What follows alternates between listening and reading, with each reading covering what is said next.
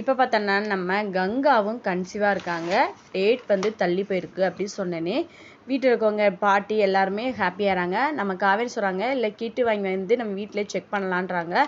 அதுக்கு வந்து நம்ம காவேரியோட அம்மா சொல்கிறாங்க அதெல்லாம் இல்லை, ஹாஸ்பிட்டல் போனால் தான் தெளிவாக தெரியும் அப்படின்னு சொல்கிறாங்க. ஹாஸ்பிட்டலுக்கு போகிறாங்க. பாட்டி வேற ஆட்டோலலாம் போகக்கூடாது, காரில் போகணும் அப்படின்ற மாதிரிலாம் இது பண்ணுறாங்க. அவங்க உள்ளே போனோடனே ப்ளட் டெஸ்ட்லாம் பார்த்துட்டு டாக்டர் பாசிட்டிவாக இருக்காங்க, கன்சீவாக இருக்காங்க சொல்கிறாங்க.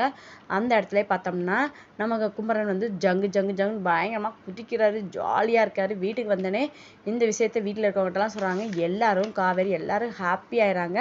அதுக்கடுத்து நம்ம கங்காவோட அம்மா என்ன சொல்கிறாங்கன்னா, இனிமேல் கங்கா நீ சமைக்கக்கூடாது, எல்லா வேலையும் காவேரி தான் பண்ணணும் அப்படின்றாங்க.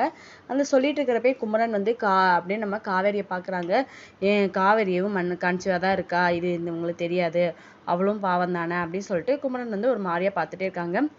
அப்படியே காவேரி வந்து நம்ம கன்சீவாக இருக்கிறதுக்குள்ள சொல்ல முடியலையே அப்படின்னு நினச்சி ரொம்ப ஃபீல் பண்ணிட்டு இருக்காங்க. நெக்ஸ்ட் என்ன நடக்குது வெயிட் பண்ணி பார்ப்போம். நம்ம சேனலுக்கு புதுசாக வந்தீங்கன்னா மறக்காமல் லைக் பண்ணி சப்ஸ்கிரைப் பண்ணுங்கள். தேங்க்யூ.